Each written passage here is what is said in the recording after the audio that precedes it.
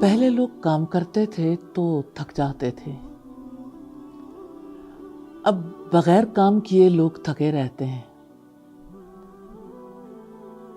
ایسا لگتا ہے ساری دنیا کو تھکنے کی بیماری ہو گئی۔ وہ فریشنس، وہ تازگی، وہ کام کرنے کا جذبہ مفقود ہی ہو گیا۔ سید علی کہتے ہیں کہ نبی صلی اللہ علیہ وسلم کے پاس غلام آئے، سیدہ فاطمہ کے ہاتھ چکی پیستے پیستے تھک بھی جاتے تھے اور ان پر نشان پڑ جاتے تھے۔ تو میں نے انہیں کہا کہ آپ رسول اللہ کے پاس چلی جاؤ اور ان سے جا کے آپ بھی غلام طلب کر لو تاکہ آپ کو آسانی ہو جائے۔ وہ گئی تو نبی صلی اللہ علیہ وسلم گھر پر موجود نہیں تھے۔ انہوں نے سیدہ عائشہ سے مدعا کہہ دیا اور واپس آ گئیں۔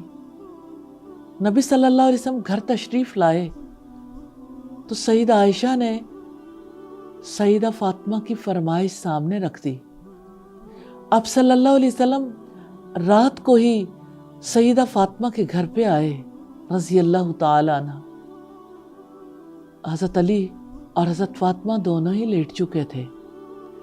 آپ کو دیکھا تو اٹھ کھڑے ہوئے، آپ نے فرمایا جیسے لیٹے ہوئے تھے ویسے ہی لیٹ جاؤ۔ پھر آپ دونوں کے درمیان میں بیٹھ گئے۔ سیدنا علی کہتے ہیں کہ آپ صلی اللہ علیہ وسلم اتنے قریب ہو گئے کہ آپ کے قدموں کی ٹھنڈک میں نے اپنے سینے پر محسوس کی۔ پھر آپ نے فرمایا کیا میں تمہیں ایسے کلمات نہ بتاؤں جن سے آپ کی تھکاوٹ دور ہو جائے؟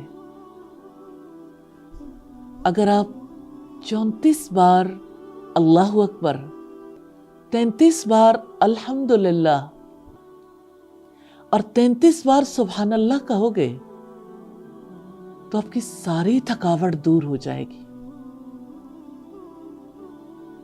تھکن دور کرنے کا کتنا سادہ اور آسان نسخہ ہے۔ آپ بھی تھکتے ہوں گے، تھکاوٹ دور کر لیں، کچھ ذکر کر لیں۔